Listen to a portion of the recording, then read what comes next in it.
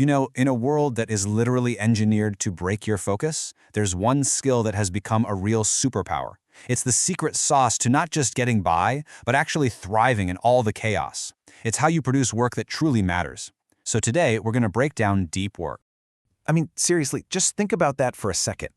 You see these people in every field, right? The ones who seem to be playing a totally different game. They're mastering incredibly complex skills, creating groundbreaking work. They're making these huge leaps forward, while many of us feel like we're just treading water in an ocean of emails and pointless meetings.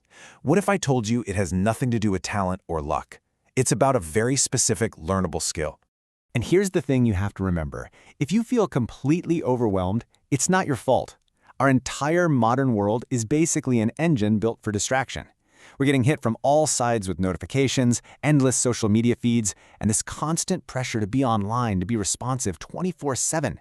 This environment, this nonstop chaos, makes it almost impossible to do the one thing that actually creates real value: to just sit down and think deeply.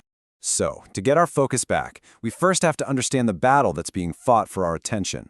On one side, you've got shallow work. You know what this is. It's the busy work, answering emails, scheduling calls, posting on social media. It keeps things moving, sure, but it doesn't move the needle. But on the other side, you have deep work. Now this is where the magic happens.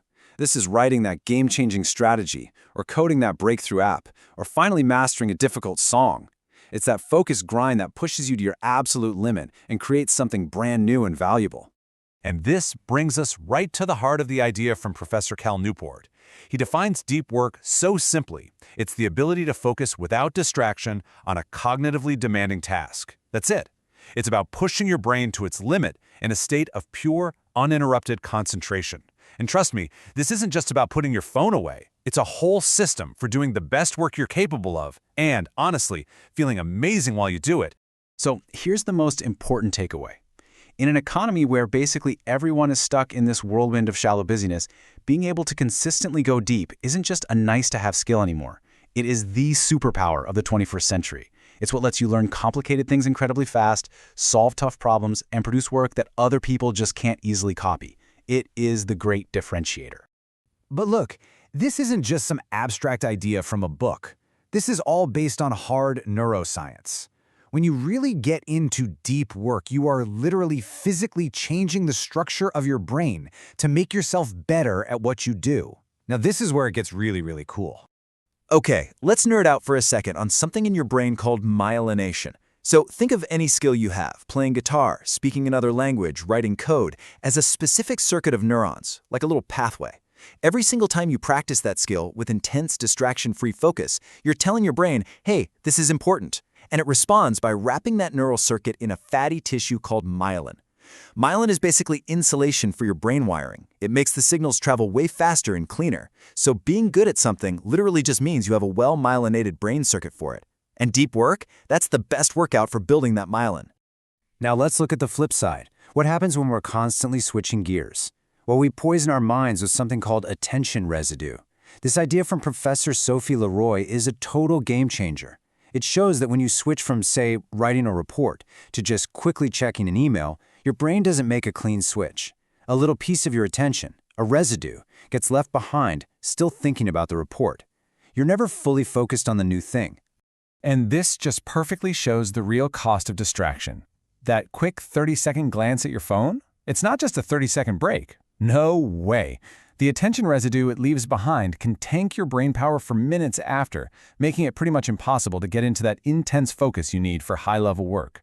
This is exactly why a day packed with multitasking feels so exhausting and yet so unproductive. You're trying to work with a mind that's been shattered into a dozen pieces.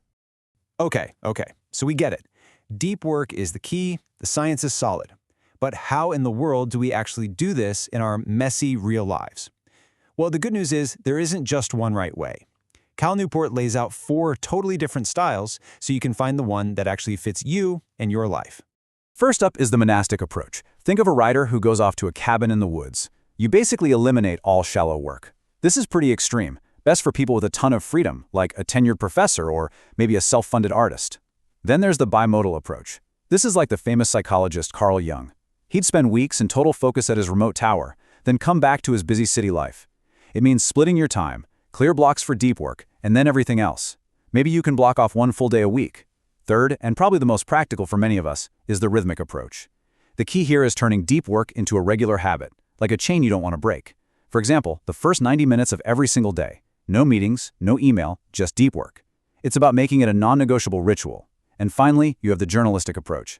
This is for the masters, the people who've trained their brains to drop into a deep state of focus at a moment's notice, like a journalist on a tight deadline.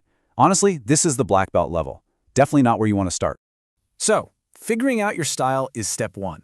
Now, let's get into the nitty-gritty, the actual things you can start doing today to build up those deep work muscles and take back control of your own mind. Look, if you want deep work to stick, you need a ritual. Just relying on willpower is a recipe for failure. A ritual is like a trigger that tells your brain, okay, it's time to focus. So just ask yourself a few simple questions. Where will I work? Find one dedicated spot. For how long? Start small, maybe just 60 minutes.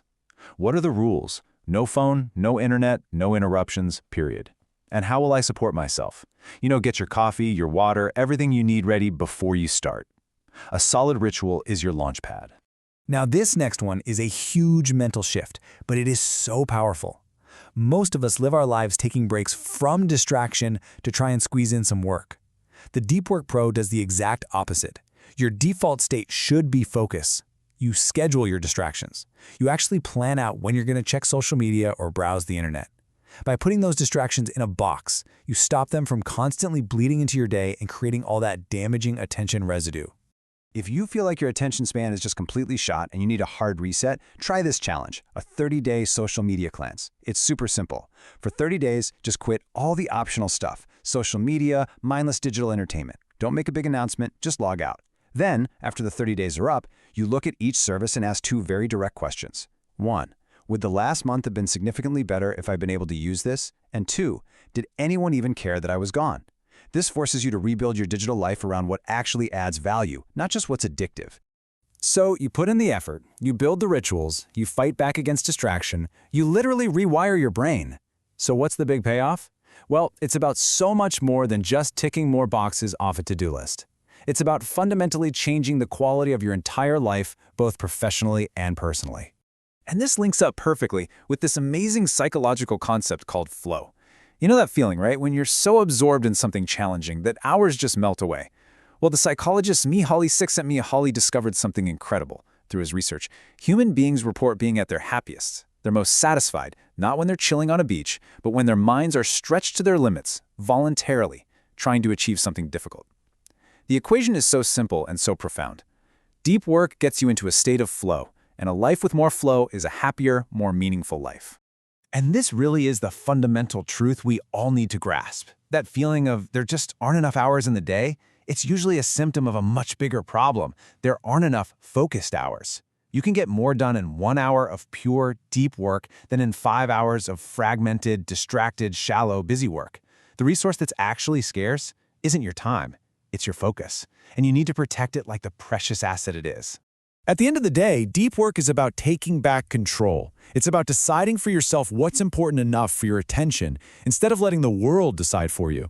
When you choose what you focus on, you're choosing the kind of life you want to live and the kind of impact you want to have.